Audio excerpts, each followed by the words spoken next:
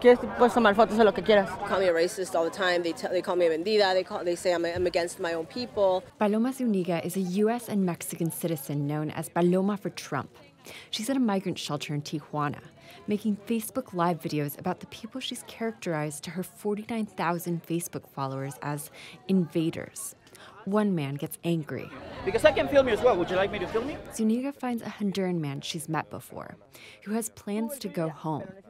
He says he needs money to buy bus tickets for his two friends to join him. I was walking, he approached me, he asked me for my help. She tells him she loves his message and that she's going to ask her followers to help him. Zuniga sells Make Tijuana Great Again baseball caps. Good afternoon, guys. How is everybody doing? And posts multiple times a day to Facebook.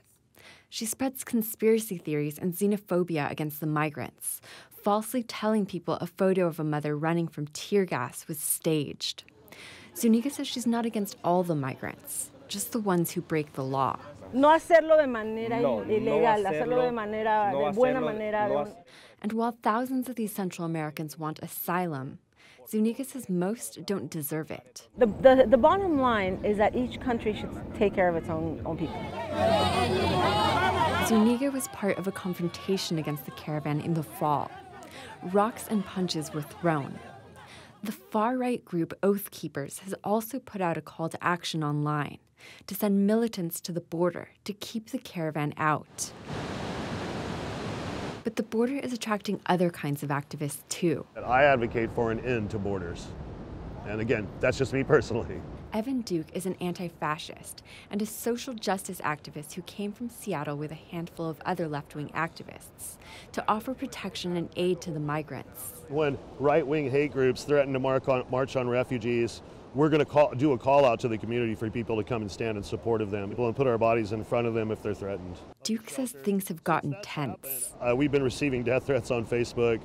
Here's one now from Jose Opuerto out of San Diego. It says, just know that I'll be close behind your agitators and I will kill you if you get too comfortable.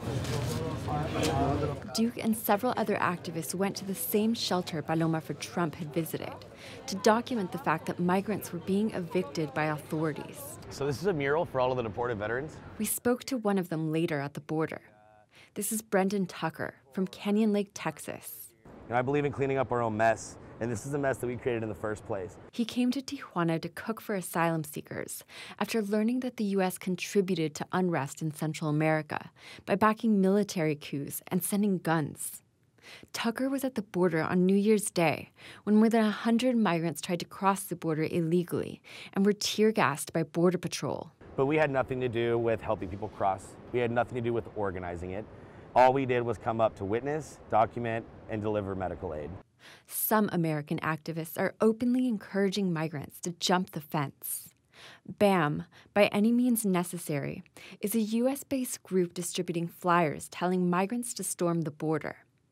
We spoke to the national director, Shanta Driver, by phone. Getting across the border by any means necessary is absolutely the right thing to do. We urge and encourage people to take mass action. She says it's unsafe for migrants to be in Tijuana amid record violence.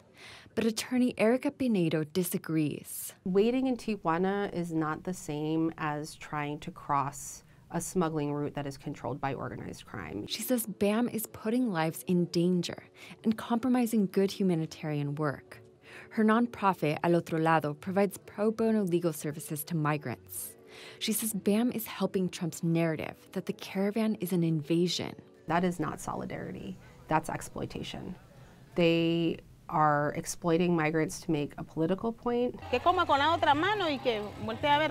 Karen Perez came from Nicaragua with her 4 children.